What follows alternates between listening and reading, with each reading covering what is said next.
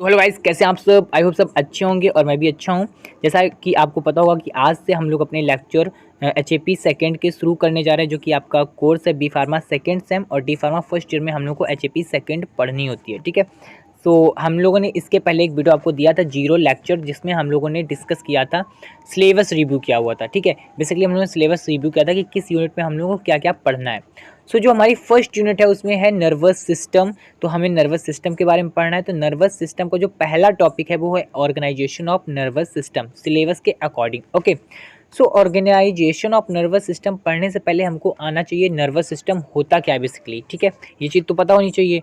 तो सबसे पहले हम लोग देख लेते हैं definition of nervous system. Okay, so क्या है इसकी definition. The nervous system transmitted signal between the brain and the rest of the body, body including internal organs. ठीक है, सो क्या होता है कि जो आपकी बॉडी होती है, आप देख रहे होते कि मूवमेंट आप कर रहे हो, आँख पलक जो है आपकी आँख की वो झपक रही है ना, आप बोल पा रहे हो, बेसिकली माउथ आपका चल रहा है। ठीक है, आपकी बॉडी मूवमेंट कर रही है, कैसे कर रही है, ये सब कुछ इसी वजह से कर रही है, ये नर्वस सिस्टम की वजह से ही कर रही है।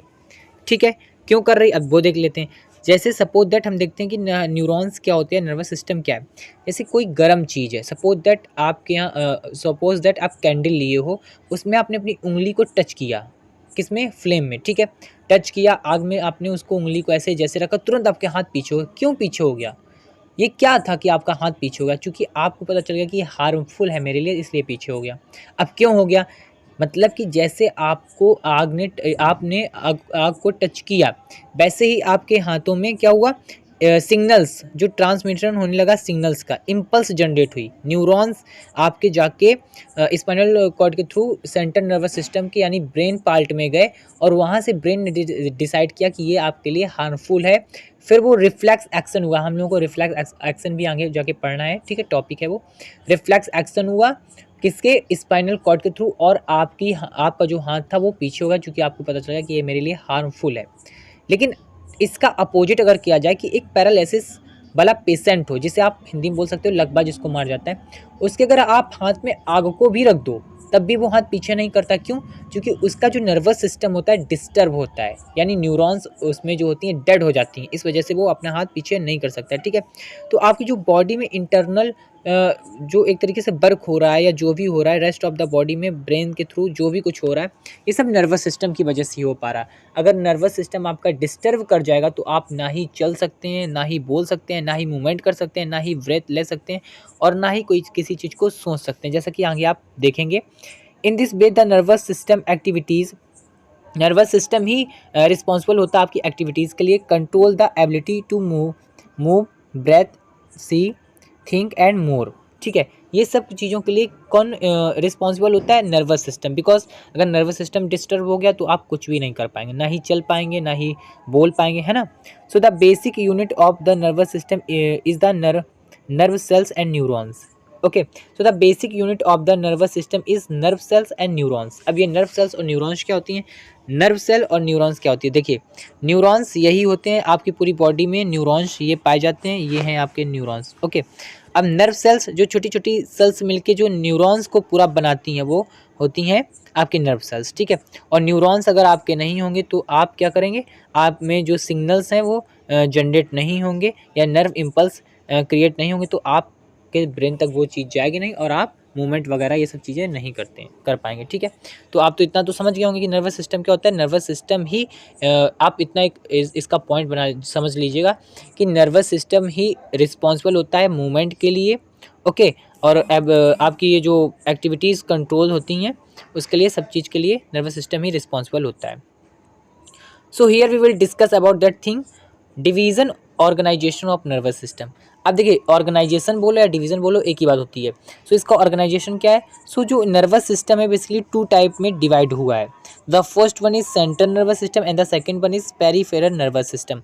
अब सेंट्रल नर्वस सिस्टम आप इसके नाम से ही समझ रहे होगे, इस वर्ड से ही समझ रहे होगे कि सेंट्रल नर्वस सिस्टम यानी जो पूरी आपकी बॉडी का सेंटर हो, और आपकी बॉडी का सेंटर क्या है, ब्रेन। ब्रेन है, स्पाइनल कॉर्ड है। ब्रेन स्पाइनल कॉर्ड क्यों है, बिकॉज यही हमारी बॉडी की सारी जो भी एक्टिविटीज़ है उसको कंट्रोल करता है। जैसा कि आपने उसमें डिफिनीशन में देखा हुआ था, यहाँ देख लीजिए, ये रहा, control the ability, okay, activity control the ability, ठीक है। तो ये आप समझ गए होंगे कि जो ब्रेन है इस वजह से ये सेंट्रल नर्वस सिस्टम बोला जाता है, ठीक है। अब पेरिफेरल नर्वस सिस्टम क्या होता है?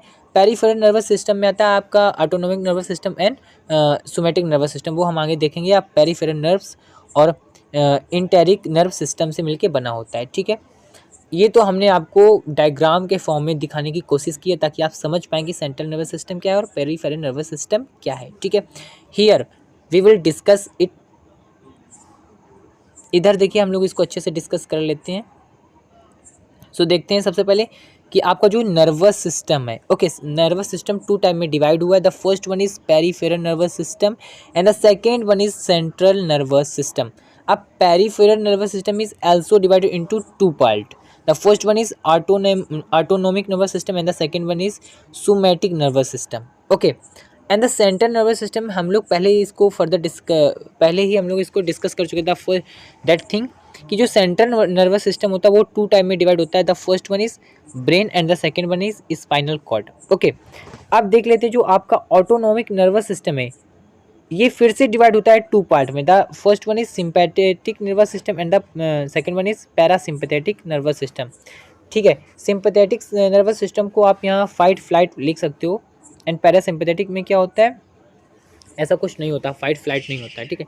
फाइट फ्लाइट का मतलब आपने ऐसे सांप को देखा तुरंत आप में फाइट फ्लाइट आ जाएगी, है ना, एकदम आप डर से जाएंगी, वो वाला सिचुएशन जो होता है, ठीक है।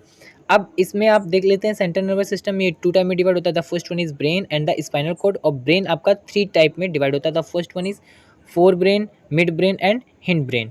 देखिए मैं बता दूं इतना, ये जो नीचे वाला पार्ट है ये आपको अभी नहीं पढ़ना, आपके सिलेबस में नहीं है, ये मैंने दे दिया है। अगर आप इसका स्क्रीनशॉट ले लेना, ये अभी मैं क्लियर करे दे रहा हूँ। अगर आप इसको भी पढ़ना चाहते हो तो अच्छी बात है, वरना ये आपके सिलेबस में नहीं है, आप इसको छोड़ सकते हैं, ठीक है। सो ये तो रहा आपका ऑर्गेनाइजेशन ऑफ नर्वस सिस्टम। अब इन्हीं चीज़ों को हम लोग को फर्दर एक एक करके डिस्क्राइब करना है या पढ़ना है कि पेरिफेरल नर्वस सिस्टम क्या होता है, उसके पार्ट, इसके बारे में थोड़ा सा पढ़ना। इस तरीके से हम लोगों को आगे चल के यूनिट में और पढ़ना है, ठीक है। और भी हम लोग ऐसे चीज़ें पढ़ेंगे, इतना ही आपका सफिशिएंट है ऑर्गेनाइजेशन ऑफ नर्वस सिस्टम में।